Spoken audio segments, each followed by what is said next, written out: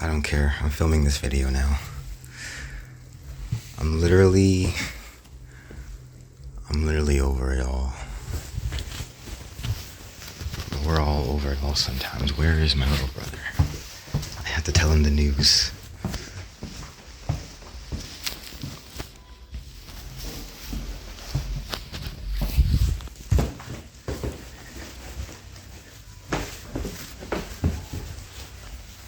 Terrell.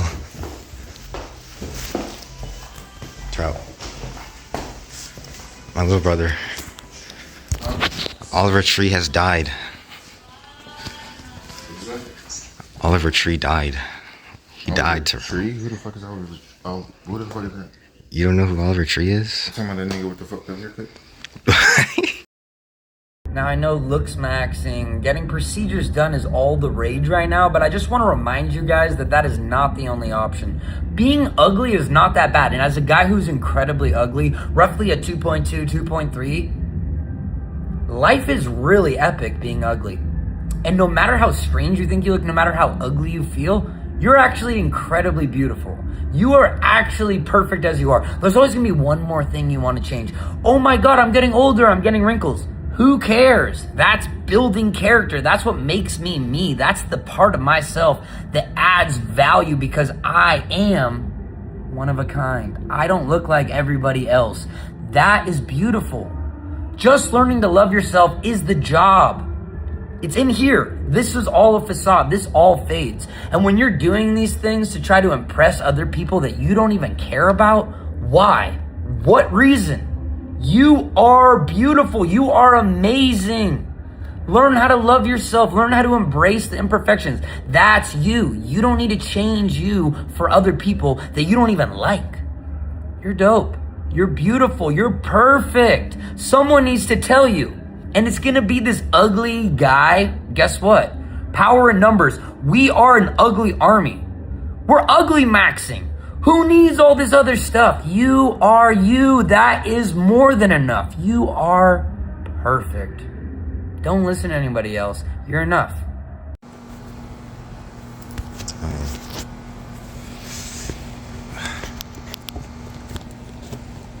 Dear God, dear God, dear God. I forgot hold on.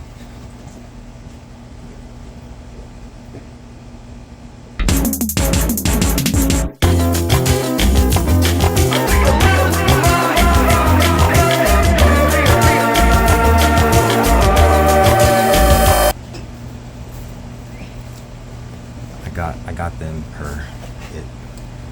All right. I don't care anymore.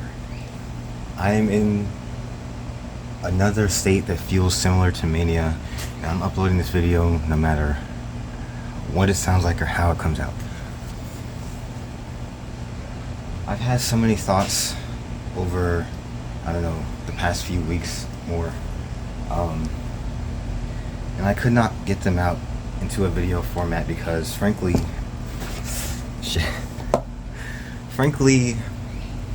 motivation is something that depression steals most from the creatives of the world, I guess.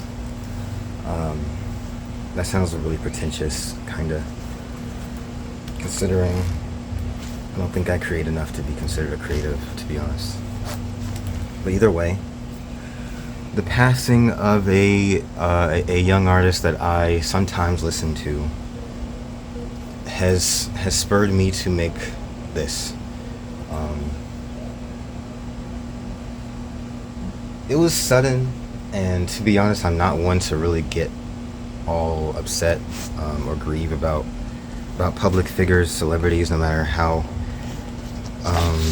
much of a fan I was of them, because that's a little bit too parasocial for me. The last time that I made an exception to that, unwillingly obviously, because emotions ran high, was for XXX Tentacion, Triple X, I don't know. At the time, I was a teenager in like middle to high school, and I didn't understand myself, and I had all of these like super edgy emotions, and he was a huge inspiration for me to try and get through my depression and become a better person, and relight the fire I had in my heart for my passions at the time. I know this is not related to Oliver Tree, but it kind of is. We're gonna get back to it. Don't worry. Also, I didn't put. So he was a big part of my life, and when he died, it was twice the heartbreak that you would have from an artist that was normal in life. Because obviously we find out he was an abuser and all of these things. He was working through those kinds of demons, if you want to call them that. And then it was him dying tragically in I guess an attempted robbery or something like that. It seemed so it was so sudden, it was so avoidable that it seemed like it was set up. And that was just hard. I don't know, that was just hard. And this was a similar thing. I thought of one of his songs, a song called Bounce, because I was kind of thinking about relationships, and I'm a person who listens to music and picks her music choices kind of based on emotions. And Bounce gives me a particular emotion about a lot of things. And instead, I stumble upon the news that bowl cut nigga who looks like a Vector from Despicable Me got into a helicopter crash. And I was like, okay, helicopter crashes have been happening lately. That's normal, I guess. It's possible for that to happen. But no, he collided with a helicopter when he was in one, and then there was another one with only a pilot in it, and they collided. I don't know how that shit would ever happen naturally. Maybe they were shooting a music video and they were using real helicopters and fucking just stunt accident. I don't know. I guess it doesn't really do much to speculate on the causes and all right now. But I guess to recenter Oliver, bowl cut nigga, in the conversation, the part he played in his inspiration towards me in particular was a similar thing to X.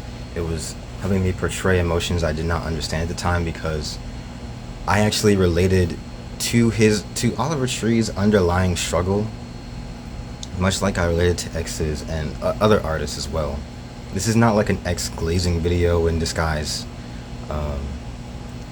which you should be thankful for.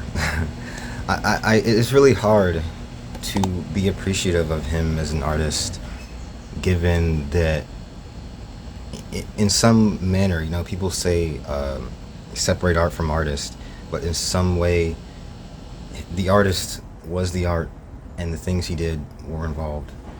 Oliver was never like that, though. In a way, his emotions were heavily involved with it, but the part that really connected with me, even in a way that I didn't understand yet when I was younger, was he was always singing about how he was gone, or about how he was basically contemplating his death, thinking about the day he would die, thinking about what would happen after his death. He was always kind of portraying the idea that he's playing a character, but it was never clear, I guess. Kind of a similar thing to Tyler the Creator, and how he was always making a character out of himself, and he looked silly and he did silly things, but it turned out that, well, we don't know, honestly. We don't know how much truth there is to anything he says still to this day. But if we choose to take him seriously, which I think a lot of artists in the vein of an Oliver and a Tyler, who kind of have this whimsical personality that they make up, or these multiple personas, then we see that he actually did care about his community. Maybe he had a lot of moments where he was seriously trying to portray that he was disconnected from the black community and what it meant to be himself, because of a lack of a father figure with his family in general, which a lot of black youth go through. It happens in this very racist country that likes to separate and torture black people. One day I'm going to be diagnosed with ADHD, I swear. The fact that he looked so, he looked, you know, he looked kind of like how I consider myself to look right now. This is why I put on this costume, because I'm saying something kind of serious, but I probably look kind of goofy. And that's the idea. And like, I've got like the bell-bottom pants that I got from my mom. Hand-me-downs I got from my mom. And that message that he subtly portrayed with his appearance and his music, or sometimes, honestly, not that subtly at all, was so important. Because if you really chose to take him seriously, you could see, you could feel the pain in his dick. You could feel the pain in his dick. I'm sorry, Oliver. I'm sorry. I feel like he wouldn't mind people like laughing, but he would also want you to get the message. And I feel like a lot of his fans did not get the message. I feel like because he made kind of like coworker music-ish kind of stuff, a lot of people, I heard so much during the times I was listening to him and I was listening to other music. Whenever I asked people about music, they would tell me that they just listen to it, like they just hear it, but they're not listening. Like they don't know what the lyrics are to the songs they're even listening to. And I still hear that to this day, and it always got on my nerves. And it explains so much about why he was making the lyrics he was. They were probably a cry for help, and he knew on a meta level as the artist, because all artists know when you're listening and when you're not, you know. He knew that he could say anything he wanted to, and it wouldn't matter, because people were really only listening for the entertainment value, and they were looking to make fun of him and his bowl cut, which people kept saying it was a wig.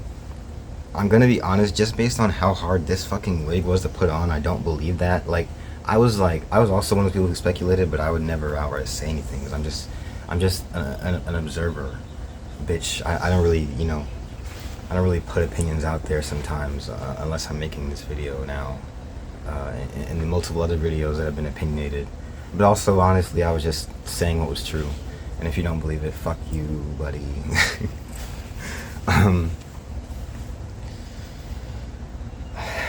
And I think a lot of his career was basically just, maybe he was portraying that he was bullied in school. Maybe he was like bullied for his interests. He was never taken seriously, and that's also something I connected to. I often felt I was not taken seriously. I felt I was either like, I was always having my feelings externalized or being made fun of for something. I was not understood really often as a person. I was bullied by my own family a lot.